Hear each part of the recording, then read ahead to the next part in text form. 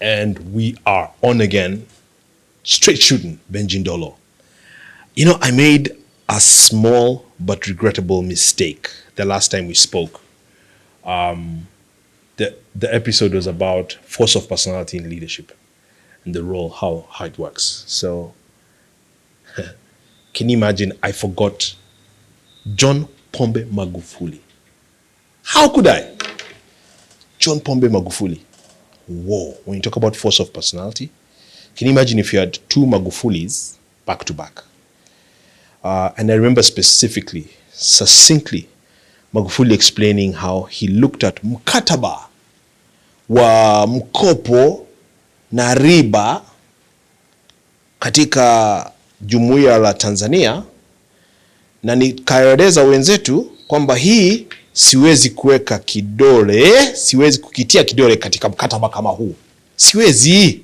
I cannot sign this contract for infrastructure, you know, with this kind of rate to the Chinese. Wakanisukuma sana, nikamwambia labda mujaribu wenzetu nchi jirani, that is Kenya. There you might get help to do those things you want to do. Rest in peace, John Pombe Magufuli. Twende kazi.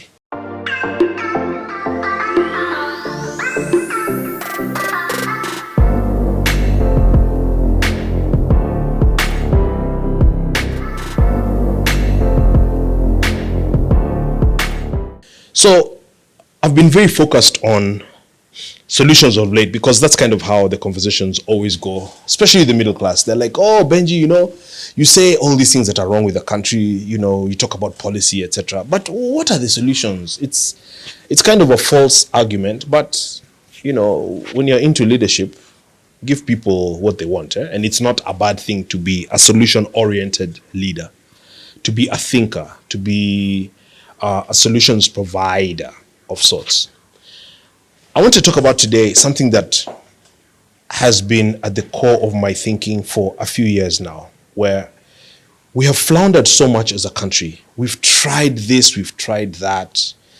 We had wonderful things introduced by people like Kibaki, such as CDF. We've had, you know, things such as Huduma Center of Uhuru. You know, I think that's one of the things you could say that maybe worked.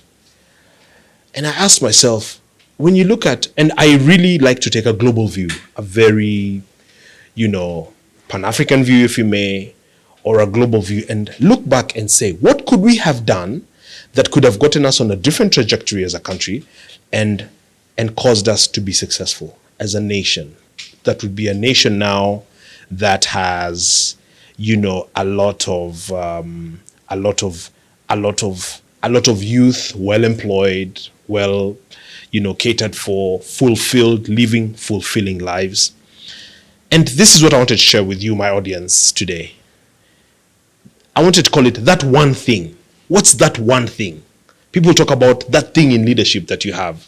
I think one of the things that would have saved us is every president we've had so far, and now we're lucky, fortunate enough as an African country, a young African country of 60 years, to have had 5 presidents. So I asked myself, what if every president that we've had, from the founding president, Jomo Kenyatta, I don't want to call him a founding father, let me just call him a founding president, Jomo Kenyatta. What if we, because we are an African country, new out of colonialism, rather than all this hodgepodge, iki-piki ponki, trial and error, touch and go kind of approach, what if every president we've had tackled only one thing, focused on only one thing? And I'll demonstrate this and show you what it looks like. If every president we had, right from Jomo, handled only one thing. So for example, Jomo Kenyatta, if he came in as new president and did only infrastructure, that is roads, infrastructure, that is roads and bridges. We need to build real good and proper road network. And I'll demonstrate towards the end why I'm saying this is because there's a very specific way that you build an economy, the building blocks. You don't build an economy by doing guesswork. You do very deliberate building blocks. So if Jomo Kenyatta did only infrastructure, funded it, focused on it, executed it, implemented it, and with a partner like, say, Japan as the core partner, the main partner in the 60s. So then infrastructure would be done. All right? He dies in his sleep in 1978, then comes in Moi. Not very educated president, former teacher from Sacho, Baringo. Moi then would do only one thing. What thing is that? Okay, and maybe I'm saying this because we need to maybe build a philosophy for leadership as a cultural identity for us as Kenyans. So we know when a leader comes, we want him to do only one thing. So Moi comes in and does water from the late 70s to the mid 90s. Actually, to the early 2000s. Only water, water, water, water. So Daniel Toriti Chap Arap Moi, who did Nyayo buses and did Nyayo milk and did Harambes and what have you, and at the end of his 24 years left Kenya bankrupt. If he had come in only deliberately, I'm trying to make us a sophisticated society like Japan, for example, and done water, dams, cleaning and maintaining and conserving rivers, mega dams, drainage, recycling, and all that appertains to that technology-wise. Water, water, water, desilting, and what have you, reclaiming. Okay? So Moi does water. After Moi comes in, for instance, Kibaki. So Kibaki, an educated, sharp guy, will give him agriculture. See, now we have roads, we have water. Let's now do agricultural policy to make us a net benefactor, net exporter of food. Because we're on the equator, we have the right climate, weather,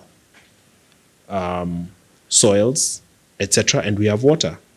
So I'm kind of moving us into the thinking that would make us be a nation such as Israel. So agriculture. So for 10 years, President Kibaki then would do food security, would definitely achieve food security 101%. And he could have in that a partner or a market such as the UK, United Kingdom, as a partner, including the US and Saudi Arabia. Maybe even China as a market where, you export the stuff and they pay for it. And that's a good foreign exchange earner. Agriculture done. Then comes in Uhuru Muigai Kenyatta. President Uhuru, again, famous for the things he's famous for. Happy, kukata maji, nini, with all due respect. President Uhuru, also a graduate, would be the kind of leader to achieve or work on something like industry. So just to build industries, so industry, some sort of industrial revolution for the country. So he would just speak based on what he has found, all right?